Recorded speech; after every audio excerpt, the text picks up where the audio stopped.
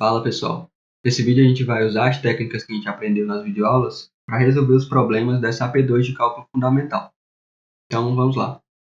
Para a questão 1, ela pede para a gente esboçar o gráfico dessa função que obedece a essas seguintes propriedades, dos itens A, B, C e D.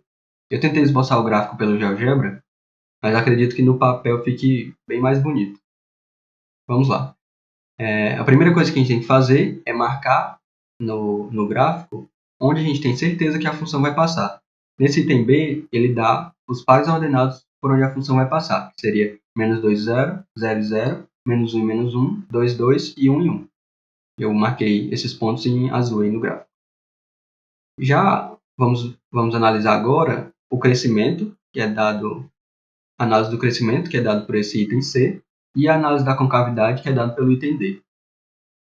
No item C diz que a função decresce para x menor que menos 1 e x maior que 2, e a função cresce para x entre menos 1 e 2.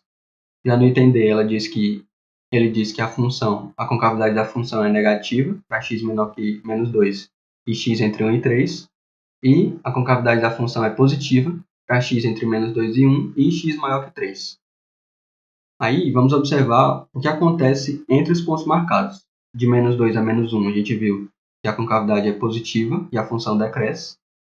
De menos 1 a 0, a concavidade é positiva e a função cresce. De 0 a 1, a concavidade continua positiva e a função continua crescendo.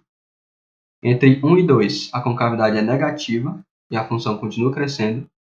De 2 a 3, a concavidade continua negativa e a função passou a decrescer.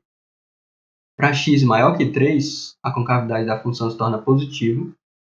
Aí, pelo item A, a gente tem que quando x tende a mais infinito, a função tende a zero, que é justamente esse pedaço do nosso gráfico.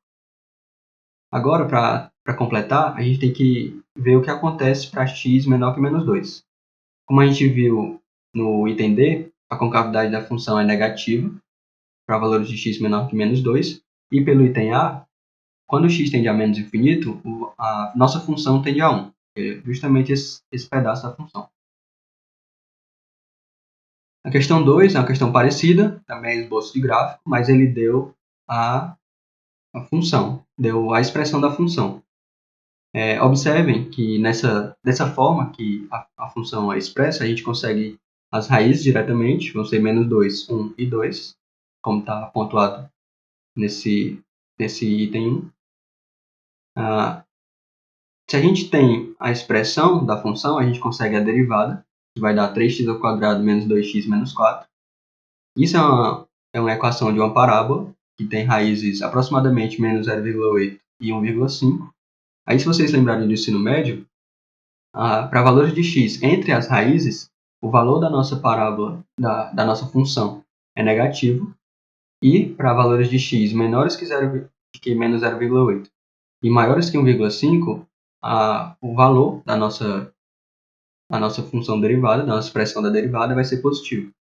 Isso indica que a função vai decrescer entre x igual a menos 0,8 e 1,5, e a função vai crescer para valores de x maiores que 1,5 e menores que menos 0,8. Quando a gente faz a derivada segunda, a gente vai ter a expressão que vai nos dar a concavidade. Então, observe que a raiz aqui é 1/3, que representa onde a concavidade vai mudar. E para valores de x menores que 1/3, a nossa concavidade, a expressão da nossa derivada segunda é negativa. E para valores de x maiores que 1/3, a expressão da nossa concavidade é positiva. Então, observe aqui que de menos 2 até menos 0,8, a função cresce e a concavidade é negativa. De menos 0,8 até 1/3, a função decresce e a concavidade continua negativa. A partir de 1/3 até 1,5, a função continua decrescendo e a concavidade passa a ser positiva. De 1,5 até em seguida, a gente tem que a função passa a crescer e a concavidade continua positiva. Para finalizar, a gente tem que ver o que acontece quando o x tende a mais infinito ou menos infinito. Como essa expressão é um gráfico, é uma função do terceiro grau, a gente tem que, quando o x tende a mais infinito, a nossa função vai tender a mais infinito, e quando x tende a menos infinito, a nossa função vai tender a menos infinito também. Nessa questão 3, na questão de minimizar custos, a gente tem que... Ela diz que a nossa lata cilíndrica é feita para receber 3.000 centímetros cúbicos de óleo e pede para a gente encontrar as dimensões, ou seja, R e H, que vão minimizar o custo de produção da nossa lata. Então, a gente pode extrair que o volume é πr² vezes H, que dá 3.000 centímetros cúbicos.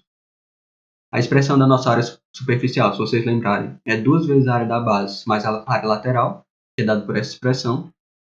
Aí, a gente pode isolar H e substituir na expressão da nossa área superficial, resultando em 2πr² mais 6.000 sobre R. Para a questão de máximos e mínimos de funções de uma variável, a gente tem que o máximo ou o mínimo vai ser dado igualando a derivada primeira a zero. Então, quando a gente derivar a expressão da nossa área superficial, a gente vai ter 4πr menos 6.000 sobre r ao quadrado. Quando a gente fizer o MMC, como a expressão tem que dar zero, o nosso numerador tem que ser igual a zero. Quando a gente isola o r, a gente tem que r é raiz cúbica de 1.500 sobre π, que dá aproximadamente 7,81 centímetros. Como a gente tem o r, a gente pode substituir no valor de h, então a gente vai ter que h é aproximadamente 15,65 centímetros. A última questão, basicamente ela diz que a gente tem um reservatório de água em formato cônico. Existe um buraco nesse cone que faz a água esguichar a uma velocidade que é igual ao dobro da raiz quadrada da profundidade h. Então, ele dá as dimensões do nosso reservatório grande, que é 1 metro de raio e 4 metros de altura, e pede para a gente mostrar que a taxa de variação da profundidade é igual a menos c sobre h elevado a 3 meios, e pede para a gente determinar essa constante c. Então, pelo nosso esboço, a gente pode encontrar a relação entre R e H, utilizando a tangente desse ângulo. Diz que R sobre H é igual a 1/4, de modo que R é igual a H sobre 4. Aí, o volume da água no reservatório pode ser dado por essa expressão, que é 1/3 de πr² vezes H. Quando a gente substituir o valor de R, a gente tem que o nosso volume de água no reservatório em função de H é dado por πh³ sobre 48. Aí, a gente tem que relacionar a velocidade de diminuição do volume com o volume. A gente faz isso utilizando a derivada. E quando a gente derivar o nosso volume, a gente vai ter que é igual a derivada de πh³ sobre 48. Como a gente viu nas regras de derivação, a gente pode colocar as constantes para fora e derivar, nesse caso, só h². Mas como h é uma função composta, a gente deriva a função externa, derivando h³ dá 3h², e multiplica pela derivada da função interna, que vai ser h'.